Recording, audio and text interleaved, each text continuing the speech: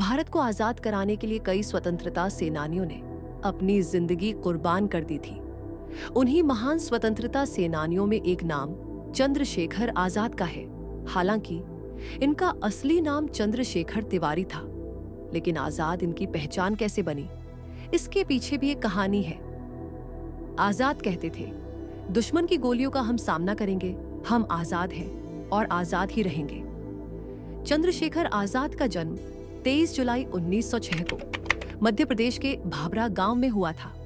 मूल रूप से उनका परिवार उत्तर प्रदेश के उन्नाव जिले के बदरका गांव से था, लेकिन पिता सीताराम तिवारी की नौकरी चली जाने के कारण उन्हें अपने पैतृक गांव को छोड़कर मध्य प्रदेश के भाभरा जाना पड़ा था। चंद्रशेखर आजाद का नाम चंद्रशेखर तिवारी था। वह बचपन से ही काफी जिद्दी और विद्रोही स्वभाव के थे। चंद्रशेखर का पूरा बचपन आदिवासी बाहुल्य क्षेत्र झाबरा में ही बीता था। यहाँ पर उन्होंने बचपन से ही निशानेबाजी और धनुर्विद्या सीखी। लगातार मौका मिलते ही वो इसकी अभ्यास करने लगे, जिसके बाद यह धीरे धीरे उनका शौक बन गया। पढ़ाई से ज्यादा चंद्रशेखर का मन खेल कूद और अन्य गतिविधियों में लगता था। जलियांवाला बाग कांड के दौरान आजाद बनारस में पढ़ाई कर रहे थे।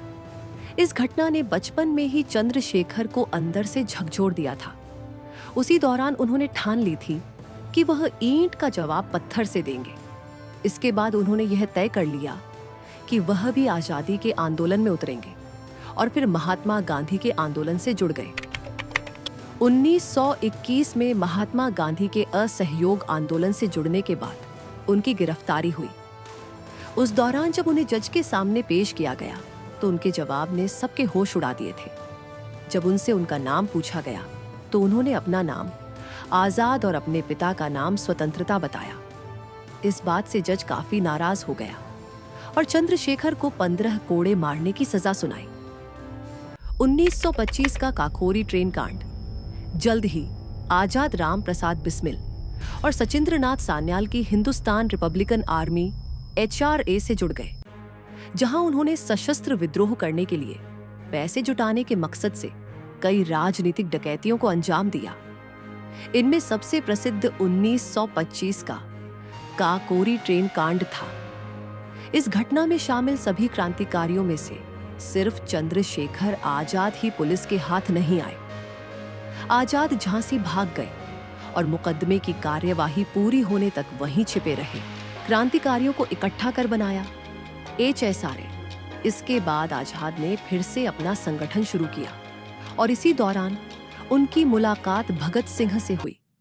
भगत सिंह और चंद्रशेखर आजाद ने उस दौर में यूनाइटेड प्रोविंस और पंजाब से आजादी की लड़ाई लड़ने वाले लोगों को इकट्ठा किया और 1928 में Hindustan socialist Republican association HSRA का गठन किया। भगत सिंह HSRA के राजनीतिक विचारक थे, जबकि आजाद इसके मिलिट्री लीडर थे। आजाद ही रणनीति और योजना बनाते थे और कार्रवाई को अंजाम देने में भूमिका निभाते थे। लाहौर में की जॉन सॉन्डर्स की हत्या आजाद ने दिसंबर 1928 में लाहौर में ब्रिटिश पुलिस अधिकारी जॉन सॉन्डर्स की हत्या की योजना बनाई और उसे अंजाम भी दिया। भगत सिंह और राजगुरु ने सॉन्डर्स को गोली मारी, जबकि आजाद ने पीछा कर रहे एक पुलिस कांस्टेबल को मार गिराया। सॉन्डर्स की हत्या के बाद HSRA की ओर से जारी एक पर्चे में लिखा गया था, सॉन्डर्स की मौत के साथ लाला लाजपत राय की हत्या का बदला ले लिया गया है। आज दुनिया ने देख लिया है कि भारत के लोग मुर्दा नहीं हैं, उनका खून ठंडा नहीं पड़ा है। HSRA ने सेंट्रल असेंबली में किया बम विस्फोट। HSRA ने एक और बड़ा क्रांतिकारी कदम उठाया। 1929 में भगत सिंह और बटुकेश्वर दत्त ने दिल्ली में सेंट्रल असेंबली में बम विस्फोट कर दिया। इसके बाद ब्रिटिश हुकूमत ने इस संगठन के खिलाफ अभियान छेड़ दिया और उसके सभी प्रमुख लोगों को गिरफ्तार कर लिया। भगत सिंह, राजगुरु और सुखदेव को सॉन्डर्स की हत्या के आरोप में 23 मार्च 1931 को फांसी दे दी गई। पुलिस ने घेरा, खुद को मार ली। गोली अपने साथियों के चले जाने के बाद भी चंद्रशेखर आजाद अंडरग्राउंड होकर लगातार काम करते रहे। उन्होंने अपने साथी भगत सिंह को जेल से छुड़ाने की योजना पर फोकस किया, लेकिन 27 फरवरी 1931 को जब आजाद इलाहाबाद के आल्फ्रेड पार्क में अपने साथी क्रांतिकारी सुखदेव राज से मिलने जा रहे थे, तभी पुलिस को उनके बारे में पता लगा और उन्हें घेर लिया गया। आजाद ने पुलिस से संघर्ष किया, लेकिन इस दौरान वह बुरी तरह घायल हो गए। चूंकि उन्होंने संकल्प लिया था कि वह कभी भी जीवित नहीं पकड़े जाएंगे, इसलिए उन्होंने खुद के सिर में गोली मार ली। हालांकि कुछ लोगों का कहना है कि घायल होने की वजह से उनकी जान गई। जिस पार्क में उनकी जान गई थी, उसका नाम आजाद के नाम पर रखा गया है।